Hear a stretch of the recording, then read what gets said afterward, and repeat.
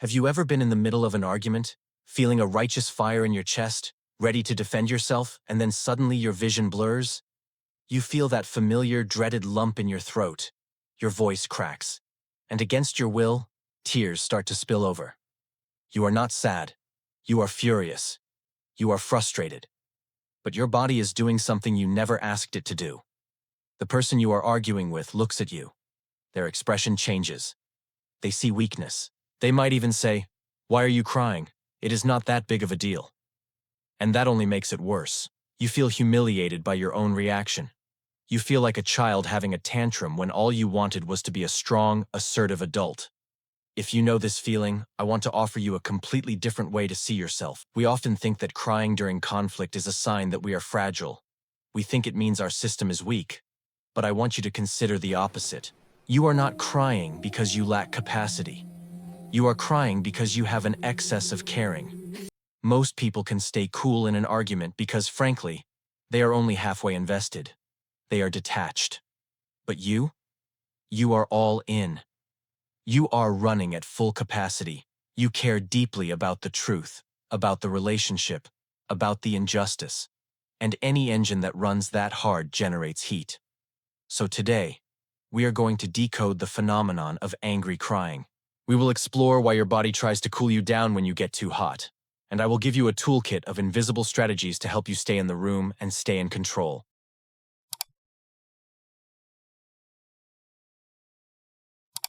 To understand your tears, we need to step away from psychology for a moment and look at biology. Think about a marathon runner. When they sprint, their muscles work incredibly hard. Their body temperature spikes. If they get too hot, their system will shut down. So what does the body do? It sweats. It releases water to cool the surface of the skin and regulate the internal temperature. When you see a runner sweating, you do not think they are weak. You think they are working hard. Their body is doing exactly what it needs to do to keep them running. Angry crying is just emotional sweating. When you are in a high-stakes conflict, your nervous system is sprinting. You are in a state of intense physiological arousal. Your brain perceives that your internal temperature, your stress, your focus, your passion, is reaching a critical limit. To prevent you from overheating, your brain triggers a cooling mechanism. It activates the parasympathetic nervous system. This is the rest and digest system. It releases acetylcholine. It slows your heart. And the visible side effect of this cooling process is tears. So the next time the tears come, I want you to reframe the shame. Tell yourself, I am not breaking down. I am just emotionally sweating. My body is cooling off the engine so I can keep going. But there is another layer to this.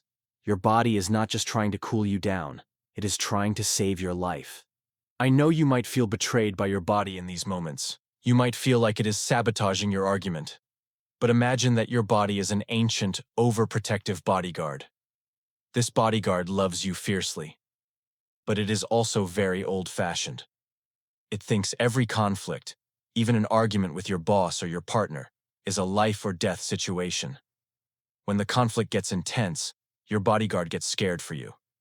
It thinks this is getting too dangerous. So it steps in front of you. It forces you to cry. Why? Because recent research shows that human tears contain a chemical signal. When others see tears, their aggression centers power down. Your tears are a chemical blanket. They are biologically designed to send a signal to the other person that says, "Lower your aggression, stop attacking." Your body is not betting against you. It is trying to protect you.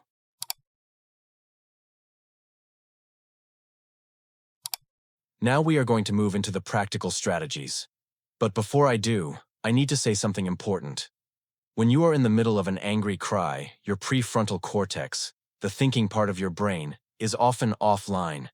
You are running on pure adrenaline. It is very likely that you will forget everything I am about to say. And that is okay. You do not need to memorize all of these. I want you to listen and just pick one tool. Just one that feels easy for you. Master that one tool. Do not try to be a ninja. Just try to be a person who has one good trick up their sleeve. Let us start with the invisible tools. These are techniques you can use when you feel the heat rising but the other person has not noticed yet. The first is the look-up hack. This is a purely physiological trick. The moment you feel that prickle in your eyes, physically look up. Tilt your chin slightly and look at the ceiling or the top of a bookshelf. Looking down signals introspection and feeling to your brain. Looking up signals visual processing and alertness. It mechanically keeps the tears in and neurologically tells your bodyguard that you are still watching the world, that you are not shutting down. If that does not work, try the math hack. The part of your brain that cries, the limbic system, and the part that does logic, the prefrontal cortex, share a blood supply. They are like a seesaw. If one goes up, the other must come down. Force your logic brain to wake up. Do a specific math problem in your head, not 2 plus 2, that is too easy. Try 100 minus 7, that is 93. Minus 7 again, that is 86. Keep going. It is neurologically difficult to maintain intense emotion while doing complex subtraction. You are forcing the blood flow away from the tears. And if the invisible tools are not enough, you need a strategic pause. The best way to do this is the water break. If your voice is cracking, simply say, "I am going to grab a glass of water, I will be right back." This is not a retreat. This is a tactic. The act of swallowing physically forces the muscles in your throat to relax. It resets the spasm that causes the sobbing sound. This 60-second break gives you time to shake out your hands, release the adrenaline, and return to the room on your own terms.